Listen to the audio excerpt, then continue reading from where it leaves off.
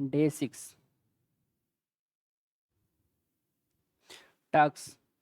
Given a string s of length n that's indexed 0 to n minus 1 prints its even indexed and odd index character as two space separated string on a single line. See the sample below from the details. मतलब कि इसमें दिया गया है, एक string दिया गया है। इस स्ट्रिंग में जो इवन इंडेक्स पे है उसको अलग लिखना है, जो ऑड इंडेक्स पे है उसको अलग लिखना है।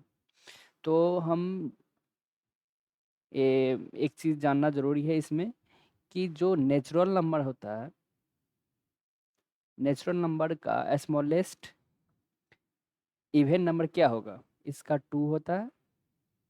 जब होल नंबर ले लिया जाता है, होल नंबर का जो स्मॉलेस्ट इवन नंबर होता है वो 0 होता है। तो यहाँ पे जो मेरा इंडेक्स है जो चालू है सो 0 से चालू है, तो हमको सबसे स्मॉलेस्ट वाला क्या हो जाएगा? इवन नंबर 0 हो जाएगा। ठीक है, तो 0 पर क्या है? इवन इवन के लिए लिखना है। 0 पे हो गया ए, उसके बाद 2 पे हो गया बी, उसके बाद 4 पे हो गया सी। तो ये आ गया हमारा। उसके बाद 0 के बाद 1 आता है, 1 is odd number, so D E F ऐसे करके आ गया है।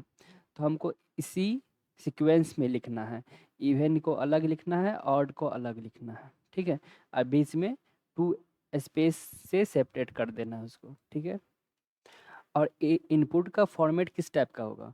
इनपुट का format, the first line contains T test case, number of test cases. ठीक है, each line I of T subsequent line contains a string S, मतलब कि जितना भी टेस्ट केस दिया रहेगा उसका प्रत्येक टेस्ट केस के फर्स्ट लाइन में एक स्ट्रिंग दिया रहेगा।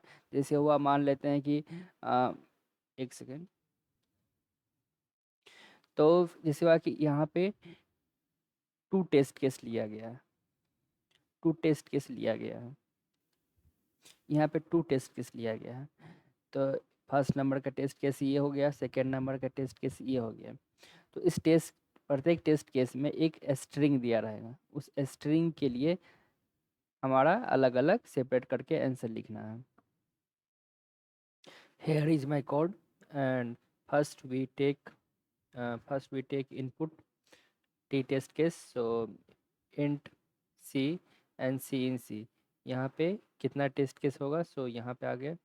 उस टेस्ट केस को कितना बार चलना चाहिए लूप? वो सी माइनस माइनस, यानी कि यहाँ पे जो एग्जाम्पल जो देखे हुए थे, जहाँ पे 2 लिए हुए थे, 2 टेस्ट केस में क्या है, यहाँ पे कैसे काम करेगा वाइल लूप?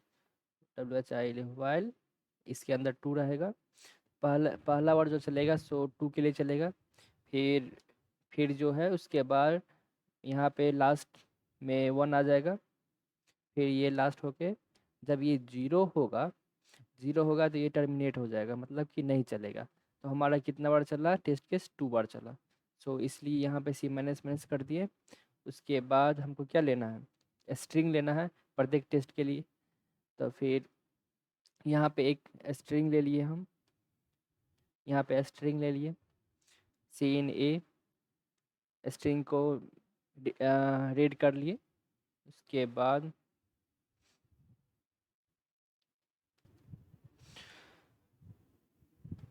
फिर यहाँ पे जो है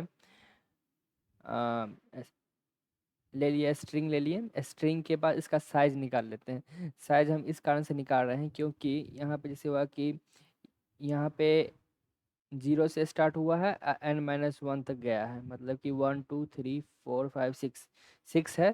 तो 0 से लेके 5 तक इसका इंडेक्स होगा, समझे?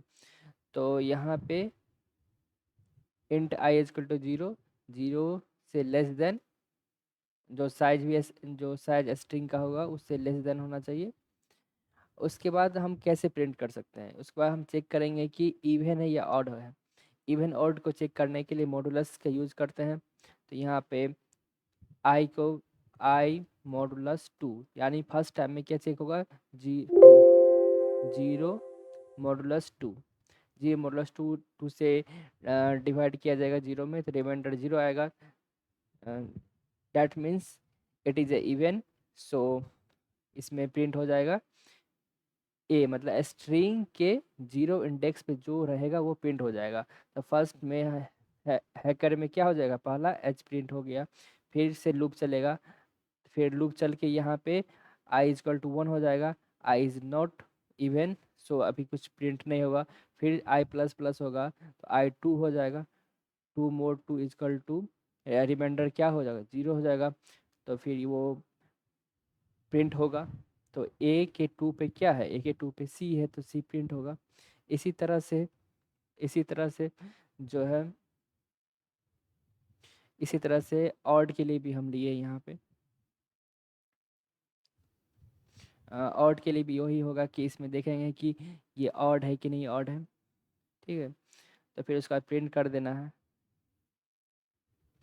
और जो यहाँ पे जो हम यूज़ किए हैं सी आउट, ये ये वाला लाइन, ये लाइन जब पहला टेस्ट केस ख़त्म हो जाएगा तो फिर ये काम करना शुरू कर देगा, मतलब कि अगले टेस्ट केस में क्या होना चाहिए, नेक्स्ट लाइन में प्रिंट होना चाहिए, इसलिए हम यहाँ पे नेक्स्ट लाइन में प्रिंट करवा रहे हैं। तो ये कोड हमारा चल चुका है सही तरीक़ा से, कैंसुलेशन, ऑल टेस्ट केस पास हो गया है। Thank you.